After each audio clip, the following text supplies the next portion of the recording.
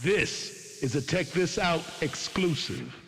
Of the 7.2 billion people on Earth, 3 billion have internet access. 2.1 billion are using social media right now. Check This Out News, coming to you live.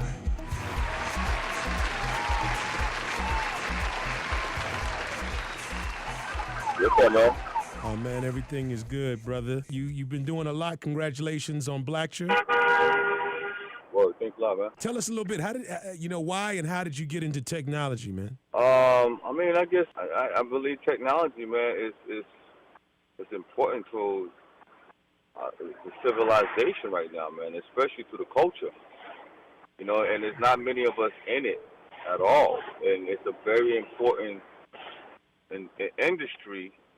And we don't have no say in it. Now that's fucked up. But at the same time, we're the one that's driving everyone who's at the helm of the technology platform, right? We spend the most money as far as the consumption group.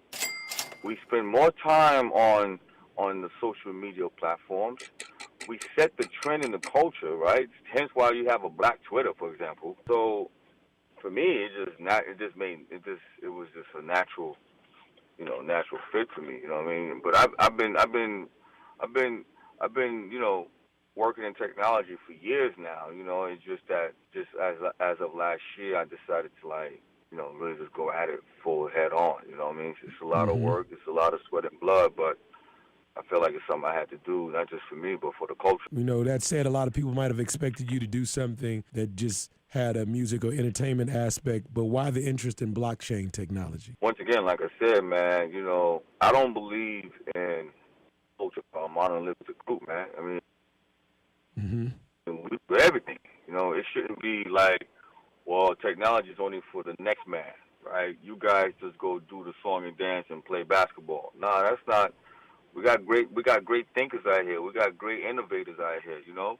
We got people out here in the culture who got great ideas, too. Now, obviously, you know, it ain't going to be easy because the playing field is not level. You know what I'm saying? Like, there's certain things that they can do and get away with that we can't. Well, that's fine, man. I don't see why we can't get into it. It shouldn't be an issue, you know what I mean? But I get it, like, it ain't going to be easy for us to get into it because, like I said, the playing field is not even. That ain't right. Yeah. You know, there's things that they can do easily than we can. It's no different from when, you know, we first started to enter the universities, right? So, you know, you're talking about 200-300 years ago, we had to work twice as hard as they had to get in. We had to work twice as hard as they had to stay in. We had to work twice as hard to, once we graduated and having twice as better grades than they did and being smarter than they are, we still couldn't get a job. You know what I'm saying? But it's cool, man, because, you know, we got to break that ceiling, man. How do you feel like blockchain technology can help people of color or throughout the African diaspora? Well, I mean, the blockchain technology is no different from, now, obviously, you know, the blockchain right now, to be quite honest with you, is still like the Wild Wild West, right? Because what we all know blockchain to be is through cryptocurrency. That's how blockchain was introduced to us, right? So right now we only know it as a technology that basically backs up a cryptocurrency. But the reality is blockchain is going to be a technology that's going to be implemented in every industry, whether it be healthcare, whether it be entertainment, whether it be, you know, automobile. And so just think of blockchain like what the internet was in the late 90s. You know, it was a buzzword. Nobody really understood what it was, but we see how important the net is, right? Like our whole existence is basically the net. I don't know anyone who would survive on this planet without some form of usage of the net. You see what I'm saying, too? Yeah. So that's what blockchain is going to be, because you got to remember, it's a transparent ledger, right? And it's going to help everyone once it fully get implemented. Now you're going to know what's happening. You're going to know every time your bank makes a transaction, you're going to know exactly where your dollar is sitting, where it's going, right? Like, that technology is powerful, man. Like what it's going to be able to do is going to be insane. So I want to be part of that cutting edge cultural revolution that's going to happen. You got to remember also, technology is the last final frontier, man. Revolution. It's the last revolution, man. Yeah. There's nothing after that. Oh man, that's deep. Man cannot go past technology. The only thing man will be able to do after that is be able to create a portal where you can fucking transport from one place to another. I don't see how that's going to happen. A man can dream, though. This is the last frontier, man. So tell me this, Pras. What is Blackture, and how did you come up with that concept? Blackture is a platform that's going to give the culture a voice. You know, we've been marginalized. They've been keeping our voices quiet.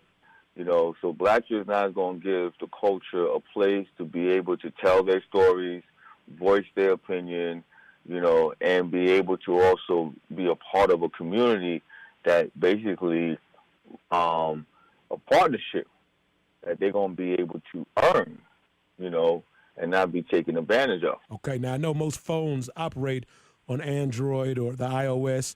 So where does the blockchain part come into play with that? It's going to operate on the Android, okay. But the new Android, it's the newest model. Like it's not even out yet in the country. Will people have to get it online? In terms For now, you'll go on a site to get it. We're going to do B2C, and then at some point, it's going to be in the carrier self stores. Okay. But for now, we're going to go to B2C. What advantages does a blockchain phone have over the traditional smartphone in the market? Well, the advantage is everything kind of like, not only is your product is going to be secure, like when you're talking about when you're earning, revenues and money, but at the same time, it's in live time. So, like, for example, one of the things you're going to be able to do is, let's say I send you money in wherever you at in the world, whether you be domestically or whether you be international, you'll get that money in real time. Whereas, like, all the cash apps right now, and I don't want to name them, but you know who they are. There's only about 4 of them out there right now. You got to wait like a day or two to get your money. Like, if I send you something through, I'm not going to mention their name, you got to wait 24 to 48 hours before you can receive that money. Am I right or wrong? Oh, hell no. Okay, well, with blockchain, you get it instantly in real time. When do you anticipate it being available? I know you mentioned some of the carriers. Can you say who, which carrier might step out there first with it? Well, right now, you'll be able to get it's accessible to all the carriers. Because you got to remember, when you buy, all you got to do is go get your SIM card. You can take your own SIM card out of it. You can put it in it. Not exactly brain surgery, is it? Don't work with any SIM card, whether you be, CDMA, which is Verizon, or GSM, which is AT&T and T-Mobile, right? But it's coming out in Q1, first quarter of the year. Okay. But you'll be able to start to pre-order it like end of November. Like, we want to go live around Black Friday. Okay. Right? You'll be able to go and order it. But more importantly, what's great about it also is, it gives the culture an opportunity to do a microfinance, meaning like you ain't got to pay the full price. You can pay monthly. Okay? Okay, for the phone. Yeah, for the phone. Shut up and take my money. Got you. Now, I know you did a Super Bowl commercial promoting Blackture. What was that experience like, and how has it helped the brand? It was great. It wasn't about the brand. It was more so about just putting the culture out there, let them know like we here. It was the first black-owned company to ever take a Super Bowl ad. You know what I'm saying? Yeah, I saw Never it. been done before. I mean, I watched it as it was happening real time, and I was like, damn, that's dope. So, right. We're doing another one for next year. Oh, for this time we're going to have the product in it. Now you're going to really know. So it's almost like it's a sequel. Ballin'. From mixtapes to streaming music, social media to virtual reality, how do you see technology having changed the business of hip-hop in your eyes? I think it's created more entrepreneurs, more people able to control their IP. You know what I mean? It's giving us more control. Yeah. That's how I look at it. Now, let me ask you this, Pras. What are your thoughts on the current state of hip-hop now? I mean, it's good and bad. You know what I mean? I think that's in any generation. Okay. It's good in the aspect of, like I said, we have a lot more people who don't have to go through the traditional record company. You know, I mean, think about it. Everyone who ever created an IP, they own it, right? Mm-hmm. We're the only people who create our own IP, which is our music, our lyrics, and all that, and we don't control it. The labels control it. That doesn't sound right to me. Let me hear you say, that ain't right. That ain't right. It ain't right. Now, you got this generation that they don't need a label now. They're going straight to their audience, and they're owning their shit, and they get their bag off of that. I think that's the great thing about it. What can we expect from you and Blackshear by 2020? Oh, man, just greatness, man. You know what I mean? For the culture, man, just greatness. You know, more prosperity for everyone, man, not just for Blackshear, man, for the culture. Definitely. We want the culture to prosper, man. Definitely, definitely. This is what it's about. It's about the culture. That's why every time you make a purchase, you getting money, and you're not being restricted on what you do with the money that you've earned. There's no cash to it. Everybody else, even if they give you cash back, you forced to use it on the platform that you got the cash on. Hell no. How about I don't want to use it? Maybe I want to go do something else with that money, right? Why should I be stuck on your platform? Feel me? So that's the empowerment I'm talking about. Thank you. So you breaking down all those barriers. Yeah, man, but this is for the culture, because that's what the culture needs, man. Yeah, truth. I believe that. You know what I mean? We are the one that's making everybody be what they are, man, financially and everything. But yeah, we're not really seeing anything out of it. And then when we complain, they got an issue with us. Mm-hmm. When we see social injustice, they look at us like, why you complain? Almost like they doing us a favor. When it doing us a favor because we have earned what we've earned. Right. That's all I'm called for. Blockchain Shift 2018 is a mega conference that's going to be held at the Mana Convention Center in Wynwood, Miami. If you're new to blockchain, or you don't even know what a cryptocurrency is or what blockchain does or how to define it, you should not be embarrassed or afraid to come to this conference. And you're going to hear from experts that are going to be able to talk to you about blockchain and really apply it to what your situation is today. During our conference, we wanted to leave room to have entertainment, because a lot of the best networking you can do at a conference is outside of the conference, when you're more relaxed and you can mix sort of the knowledge that you learn in a social environment. The worst thing you can do is to look at blockchain and ignore it. When it comes to social justice, Pras, and you just look, I mean, obviously you were in the Super Bowl and with the commercial. What are your thoughts now on that with Kaepernick and everything that's evolved since that time? I mean, as far as, what do you mean? What do I think about what happened? Well, just how, you know, it's kind of taking a turn with him and Nike and everything else, you know, just in terms of the overall protest and what have you. You know, you the first person of color whose company had a commercial on that platform. You know, how do you see the NFL changing or, you know, attempting to change, you know, with everything when it comes to social action and justice? You know, look, man, I like to believe so, but, you know, the reality is this. I think it just made business sense for them to do that.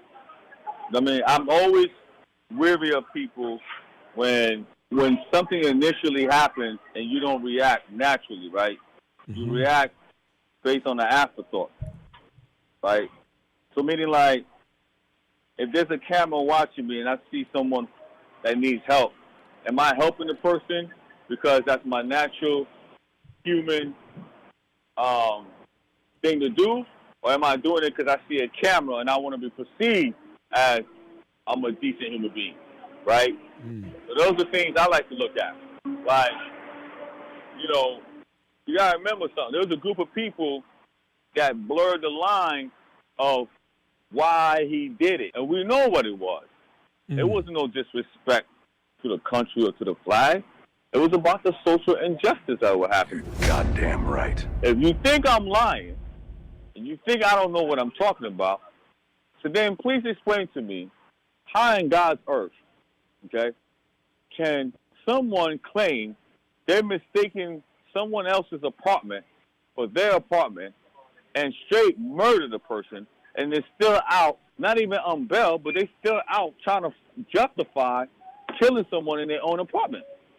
I want to understand, how does that work? You ain't got the answers. You see what I'm saying to you? So these are the things that he was referring to. I know that coming into the game, came in making a highly conscious and political contribution, so to speak, to the culture off top. Do you feel like it's been, like in 2018, do you feel like hip-hop is doing its part? You got people like Kanye, obviously he's been heavy in the news, and I don't know if it's a good or bad thing with him trying to connect Trump and Kaepernick, but just from your perspective, because you're somebody who I feel like people really listen to and respect your opinion, what are your thoughts on those things? I mean, hip-hop doesn't necessarily mean it always has to, be making a voice about something, but I would say that it's definitely having an impact on, what's going on in the culture. Now, some people, they're out there, I get it, you know what I'm saying to you, but sometimes when you're going out there and you're going out on the edge, you got to explain, you got to give a disclaimer, because people would take it the wrong way. You see what I'm saying to you? And so then the question becomes, what's the motive? Is it publicity, or is it like you really don't understand what you're saying and the implication of what you're saying, or is it what's really good? What's really good?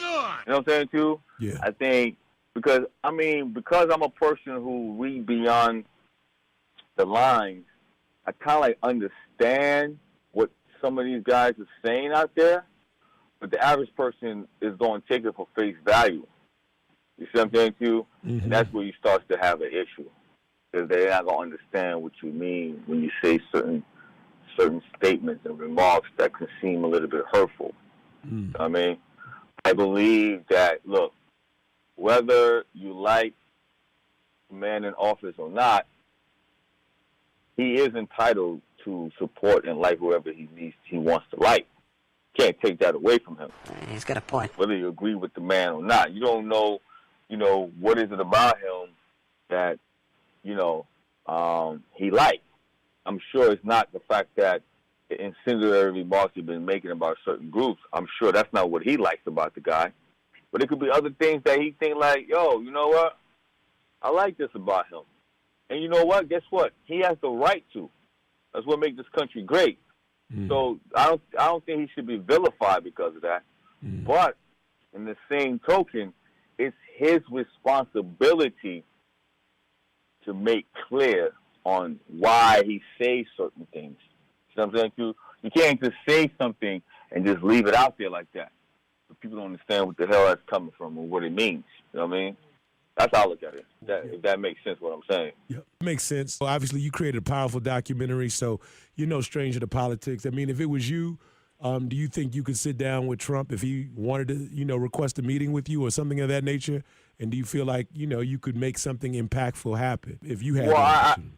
I know I can. And I think that any one of us, even if we have opposing views, like, for example, I talk about this all the time, when Mick Mills had an opportunity to go sit down with him, I thought he should have sat down with him. Because it doesn't matter if the dude is on where he's on, but the thing is, Meek had a powerful voice because he was fortunate enough to have gone through the system, even though it was wrong how he went through the system.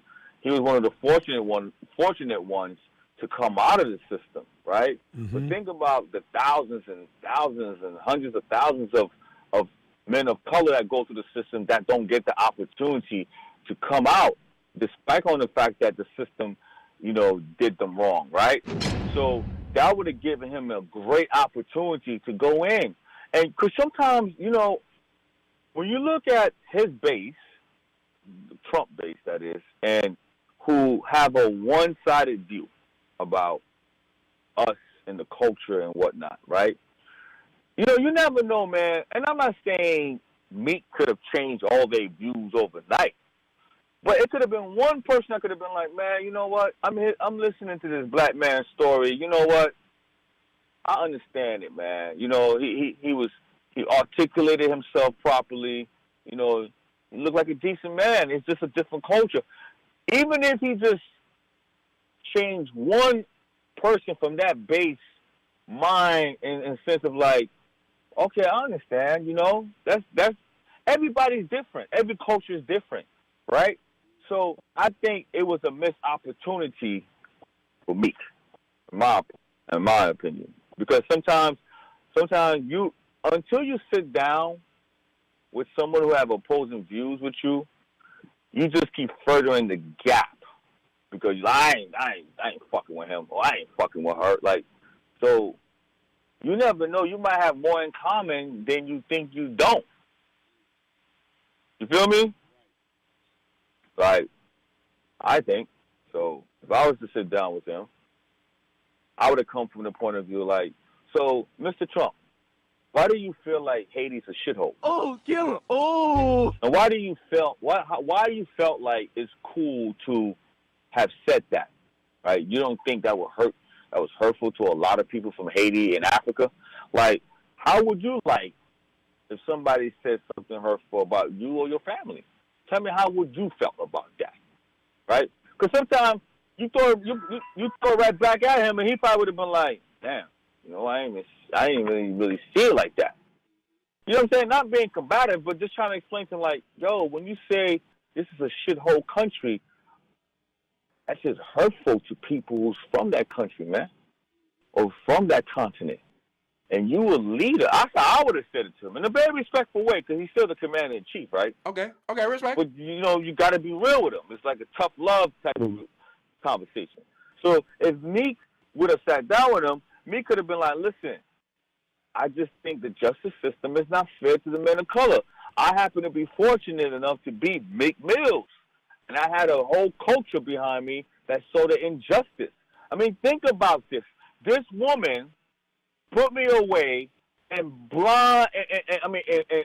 front sight, and we know it was wrong. Can you imagine everyone else, the 99.9% of the African Americans that don't have that platform for us to see what they've done? So if she's doing this shit in plain sight, what do you think they're doing to people who ain't got this platform? Oh, hell no! Right. Did you think it was strange, Pras, that she was a woman of color as a judge in his case? I mean, not really, man. You know, listen, bro. Come on, man. We know the stories, man. Yeah, you know, you got the motherfuckers that were in the field, and you got motherfuckers that were in the house, B. You know how that shit goes. But there ain't nothing going to change from that, bro. Whatever they do, that's going to be that. That's real. Nah, I mean, I look at, you know, what you all accomplished, you know, with the Fugees, I think, and just coming into hip-hop, you created a lot of pride, especially for those of us. I mean, my family's from Ghana, West Africa. Okay. So, in West Africa. Yeah. You know what I'm saying? The first African country to get it to be independent. Absolutely. Right. But, you know, the connection with Haiti is, you know, the history of Haiti, man. I mean, obviously, it's an extension of the continent, man. And so, you know, you made a lot of us proud and able to, you know, carry our flags with pride as well. So I salute you, bro. And no doubt, man. Thanks, man. Appreciate you, man. Appreciate you tremendously. So what you're doing in technology is necessary. I'm looking forward, man, to Blackshear just, you know what I'm saying, being dominant the same way Apple. That's what we're trying to do for the culture. I mean, think about this. You got family back in Ghana right now, right? Still? Absolutely, yep. Now, how many times somebody in the family member calls you, be like, yo, man, send me some money real quick, right? Yeah. You got to run over to that other spot. I don't want to name the name either. But you got to run to the other spot and send the money, right? Now, can you imagine if you could send the money from the touch of your phone, bro? It's a game changer. Less expensive than the other spot? Think about that, man. It's a game changer. You know what it is. It's a game changer. You already know what it is. So say the dark secret, signing out. Peace.